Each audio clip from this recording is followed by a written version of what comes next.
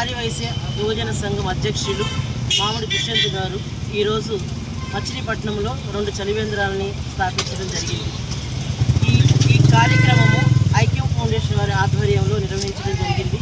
ఈ కార్యక్రమానికి గౌరవ అతిథులుగా మచిలీపట్నం టౌన్ డిఎస్పీ గారైనటువంటి గౌరవనీయులు రాజా గారు చలివేంద్రంను ప్రారంభించారు. అదేవిధంగా టౌన్ డిఎస్పీ గారైనటువంటి రాజా గారితో పాటు ట్రాఫిక్ సిఐ గారు శివగారు కూడా ఈ కార్యక్రమంలో పాల్గొని కార్యక్రమాన్ని ప్రారంభించడం జరిగింది. చిలకలపూడి ప్రాంతంలో కూడా ఈ చలివేంద్రాన్ని ప్రారంభించి సుమారు 500 మందికి ఆహారం మజ్జిగను పంపిణీ చేయడం జరిగింది.